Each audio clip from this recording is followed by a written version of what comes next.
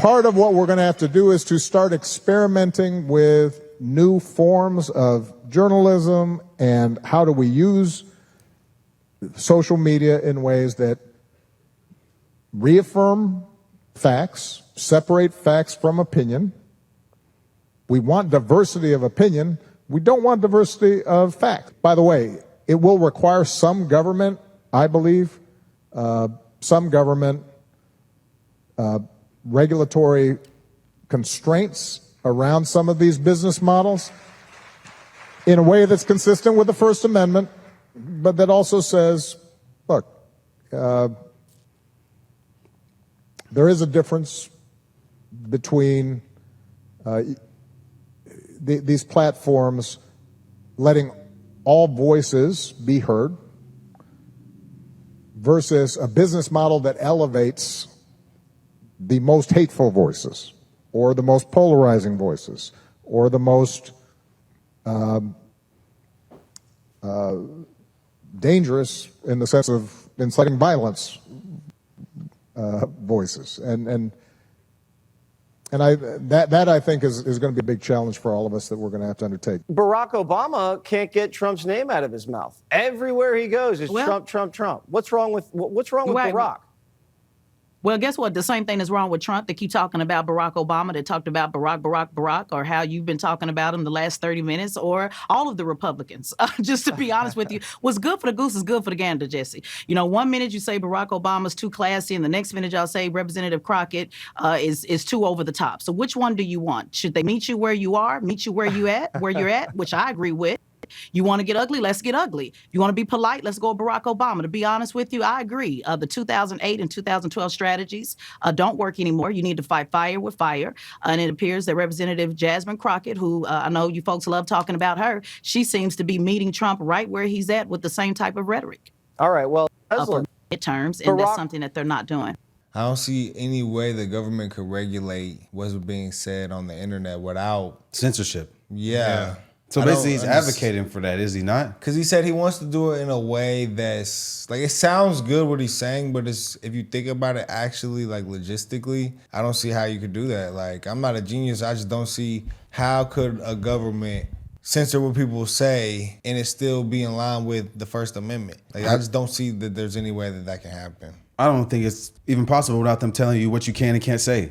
So then that would mean they will control what the truth was and what's being said. Or the narrative. Completely what it is. Which already happened. Well, I think that would just be like them, like in like how they told us COVID vaccines were safe and da-da-da-da-da. And people on the internet were saying, no, this is bullshit. This is lies. All of this is rushed and not tested. And they were banning accounts and censoring accounts then, basically so they could be right. And then it came out that the accounts that they were censoring, all this conspiracy was right to be skeptical. Like all of that was factual. So I don't understand in any way they'd be able to do it without controlling what's being said. But I understand because like some parts of free speech is pretty bad. There are flaws to it, but that's the only way you can do things. I could say I like listening to it sometimes, but I could say drill music. That could be a censored speech that could probably stop that and probably be beneficial, but you know. Yeah, but then is there more pros or cons to free speech? Yeah, and I would think that it's more pros because the cons are less than the cons are if the government can censor you. You know, that could just be total government control over everything. You know. If people can't say, but there are flaws to it, like things like you said, or like extremism, you know, and inciting violence, things of that nature. Yes, those are flaws. But I mean, I just don't see it. Just letting the government control what the people say, that is really not safe. Because if the wrong people get in government, it's just too much government control, I believe. Yeah, like what is it, France that arresting people or knocking at their door for something they say on X? Was it France? No, I forgot. It was somewhere in Europe. But yeah, they arrested multiple people for tweets. All right, guys. So apparently, 4 guys have pleaded guilty to a $550 million USAID fraud scheme. So I guess this just shows that like how DOGE was actually valuable, because without DOGE, we would have never found this out. Now that USAID has been shut down, the Democrats have no money. Billion-dollar bribery scandal involving USAID. Mike Emanuel has the story from Washington. Bill, good morning. The scheme involving cash, NBA tickets, and a country club wedding. According to the Justice Department, USAID official Roderick Watson sold his influence starting back in 2013. Contractors Walter Barnes and Daryl Britt funneled payoffs through subcontractor Paul Young to hide their tracks. It doesn't end there. Barnes's company, working in conjunction with another firm, kept receiving federal funds. $5,000 for human resources consulting late last year. And then later, after suing the government, a contract worth up to $800 million. Matthew R. Galliotti, head of the Justice Department's criminal division, saying, quote, their scheme violated the public trust by corrupting the federal government's procurement process. Anybody who cares about good and effective government should be concerned about the waste, fraud, and abuse in government agencies, including USAID. Cutting waste, fraud, and abuse has been a big focus on Capitol Hill across government, a major priority for House Speaker Mike Johnson. The U.S. Agency for International Development has been a target for those looking to trim government spending, with some suggesting the agency funneled taxpayer dollars into ideological projects. USAID blew it. They showed themselves to be completely irresponsible. It needs to be redone, and the funds need to be directed properly. Back to the scheme, the Justice Department says this kind of fraud erodes public trust. Bill? Wild story, Mike. $500 million. Remarkable.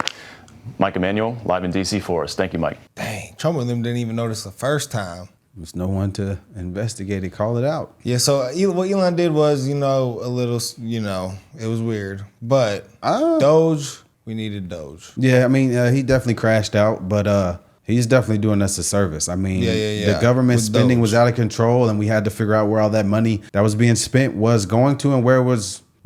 And we figured that out. And now look at all the corruption that's being exposed. I mean, are we not better off from that? We need to think about the National Guard that is federalized. We need to think about the Marines. Those are young women and men who are on this deployment, brought away from their homes, their families, their education. And to me, it's like using them as props. Take them away from their school, take them away from their employment to do this deployment that is not needed is not only cruel, but it's impacting their families too. I think on Father's Day, the children that were waiting for their fathers to come home, that they have missing fathers because they were detained, the people who were here legally that showed up for their immigration appointment that's required every year, and they get detained. This chaos needs to stop, and it can only stop out of the White House. This lady, Karen Bass, she should never speak to anyone about running any type of city who would see the condition that your city is in constantly. Not just right now, but constantly. Constantly, and then she was like trying to justify the riots, kind of say that everything was under control when it wasn't. And now she's trying to say we shouldn't have the National Guard, but you were letting police officers get attacked, bricks get thrown at them, and basically cheering on the mob. You also failed your city by letting the fire get out of hand and let the whole city burn down. I think this woman is just a complete sad failure. This fight against far-right neo-fascism, for me at least, was mainly taking stage in my home in Florida, fighting against Ron DeSantis and the extremism there. And something I always told people is that Project 2025 is actually Florida 2022, Florida 2020. Mm-hmm. And the stuff that's going on around the country right now, we've actually been dealing with in the South for a long time, especially in my state of Florida. So the difference is, it's like the struggle in my state has kind of been just spread throughout the nation. Mm-hmm. And honestly, that day after Election Day, I had a hard time getting up, probably like a lot of... Why are you clapping for? Because he's an idiot, bro. Hey, he's saying that like we should be afraid of our country turning into Florida, but Florida is ranked very high. Florida is the best every state ranking. Florida and Texas are the best states. Everybody moving to Florida. Everyone's moving to Florida. Florida is #1 in education. Did you know that? Yeah, I did. So he said the whole United States is turned into Florida. That would be a great thing. Yeah, great thing. There is no way that this New York mayor candidate is really running the same play he just ran. He's getting arrested for votes, y'all. That's what he's doing. He's getting arrested for votes. That is exactly what he is doing. It's a cloud play. He doesn't even have 5% of the vote right now. We'll see. Good morning. Good morning. How are you? Brad, what's your name? Nice to meet you. Park Slope, neighbor. Very good. What's your name? Ruth. Ruth. Great. Hi, Brian. What's going on? You saw there are several I did. Which suggests that there are some people on the list, but we don't know where or what. So we're just walking. Yeah. Don't have their cases dismissed. So have there been any dismissals? Yes.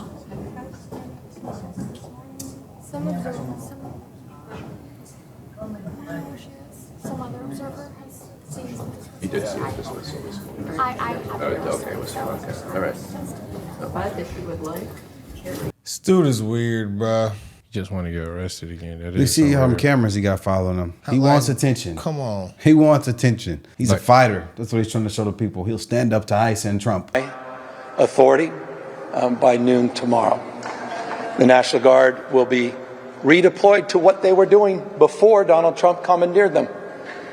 The National Guard will go back to border security, working on counter-drug enforcement and fentanyl enforcement, which they were taken off by Donald Trump.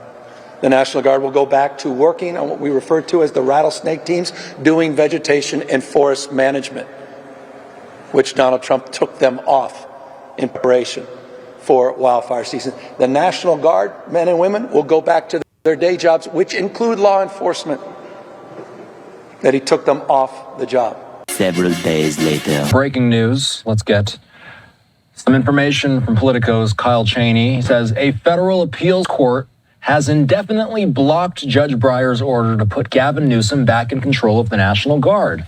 A 3-judge panel, which included 2 Trump and 1 Biden appointee, was unanimous, according to Politico. Unanimous. So Gavin thought he was going to run the National Guard and run the show with this negative. Him and Karen Bass was going to let the rioters attack police and burn the city down, just to prove a point. I know he felt like this was a big spit in his face. Oh, but even the Biden appointee voted for this to happen. It wasn't even 2-1. It was unanimous. The person who Biden put in charge even said, nah, let Trump handle it. Okay, so Trump is saying wherever there is a protest, he gonna send the National Guard. Hey, so y'all better be careful. You better be careful. But in states like Texas and Florida, they're not gonna really probably get too crazy anyways, because the governors of the states aren't gonna really allow nothing crazy to happen. We just got some breaking news that an appeals court is now allowing Trump to continue having control of the California National Guard. This is an offshoot of that situation where there were riots and confrontations with law enforcement, and Trump said, I'm going to take over the National Guard and send them in. Now they're being able to do that after some litigation over the last week and a half. But look, one of the reasons, I mean, this is a connected story. You know, you're talking about these ICE agents and DHS agents and all of these folks who are carrying out these raids. The masks have been an issue. Why? I'm just stating that for people, they're seeing these men showing up in their communities in hats and in black masks covering everything but their eyes. And we've had deportation raids for many a decade in this country. President Obama's administration did it to the tune of millions. And yet, we did not see that. But here's why. Because you didn't have the left when who you work for. Barack Obama was doing this, deporting a lot of people. You didn't have the left saying, we're going to dox you and your family, we're going to put your lives at risk, and we're going to put your addresses on the internet. We're going to go to your house and live stream, and we're going to put your kids' Instagram on social media out there saying you're a bad guy. That wasn't happening when Barack Obama was doing it, because now Donald Trump's doing it. Therefore, let's go after ICE. You're saying all law enforcement, just because they're afraid of being doxxed, if the NYPD today has some sort of protest against it, they now have to start wearing uniforms and not any insignia on them. Look, I was at. That's not what I'm saying. Let me tell you this. My dad's in law enforcement. Let me finish this. Because, like, when you come from a law enforcement family and you see these guys, and you see these guys that come out there and they risk their lives and they're doing their job. And then you have, like, I'm sorry with the Dodgers. Like, the Dodgers things makes me mad because I think they were making a point probably to sell tickets and to get fanfare behind them. I talked to the mayor today. That's not true. So you think that the Dodgers didn't do that thinking the PR aspect of it was we're going to stand up to ICE and then we're going to have people that like us and the legal immigrant community or those that have friends in the legal immigrant community. You're taking up a lot of space here. I just started talking a second ago. I just started talking. Hold on. It was not a second ago. But look, one thing I just want to note, like, you know, when there are judges who rule against the Trump administration and conservative, policies, people dox them, they dox their family members, they call them evil and activists. Supreme Court and justices that were doxed. Yeah. Yeah, well, Roe v. yeah, Wade, and right? no one got arrested So I for guess my point is that is happening to people who are not even in law enforcement. They're just people in black robes sitting on a bench. And Democratic but lawmakers getting shot. Nobody says anything about it. All of it's bad. All of it's bad. But I also think, look, again, ICE has been detaining and deporting people in this country for a long time, okay? The difference is not just this moment. It is also the tactics. Yes. Okay? It is people that they are going after. They're taking women and moms at their hearing where they've been called to appear for their immigration proceedings, taking them but they're at their hearing, they're being told to come, and then they are detaining them in the hallways. They're breaking the glass windows of cars. I'm just telling you, it's the tactics that is changing the way people are seeing American citizens go to court all the time and arrested and taken away from their kids, and no one is acting like this is some injustice. I don't think I understand what go ahead, I'm sorry. But that happens today. No, but that's not. You know how many people are in the prison population? And when it does, how many if you've moms and ever dads? known somebody that has happened, it's devastating. Van, go ahead it's and terrible. It's not. Then don't it's break the awful. law. It's Don't break the law. Thank you. Who's breaking the law? The people that are here No, illegally. sorry. No, you don't Let understand me what you're stop talking here. I don't think that they never gonna give the Republican on the channel any type of affirmation if you make a point. They will not make a point when he makes a point. He did make a lot of good points. They instantly went to, it is sad. It is sad. Oh, well, they dox people too whenever this happens. We're talking about right now, people, ICE agents and stuff, they're trying to expose their identities and stuff and trying to ruin their lives because they're doing their jobs. And that doesn't really happen with other jobs. So we talking about that right now. And it just doesn't, I don't know, but then they instantly, he's talking a lot. Oh, it was a long time. Like, damn, like y'all never going to side with the Republican on the panel, never. In other people's country, if you protest, you're getting kicked out, like what we saw in Egypt. So I'm not surprised, bro. They're gonna deport you if you're not from there. It is what it is. They got the lines. People died behind it. Whatever they rules, they laws. That's what they're gonna go by, man. You have to have borders. Every country has borders, bro. It's basics. I don't understand why they're acting like he's in the wrong here. If you break the law, you're going to jail. Facts. But when these people break the law, it's sad when their families break up. But what about the people that broke the law and went to jail? Like, what? And they are ganging up on him. They're acting like he's tripping. They're trying to debate all his points. Hakeem Jeffries himself threatened ICE. He said, if y'all keep arresting illegals, we're going to dox your information. So now that they put on masks to protect their information, it's a problem. Y'all, nobody cares that he made the threat. Nobody. But now that they handle it in the proper terms, it's a problem. It's ridiculous. I just don't understand why they play this game. It's crazy. This would never happen in any other country. Exactly. That's what makes me more mad, because like if I go to another country, they're gonna I might even get arrested. Yeah, bro. Even Mexico, like if millions of Americans went to Mexico, they would deport them straight up. I just don't. If millions of Americans went to Canada, they would deport them. And no country would allow this. So, I mean, yes, is it sad? Okay, yes, it could be sad. But at the same time, no other country cares about that. So, I mean, America is the most lenient with it. America allowed the most in and are still deporting probably the least compared to what other countries would do. So, I mean, with that being said, y'all, let us know what y'all think.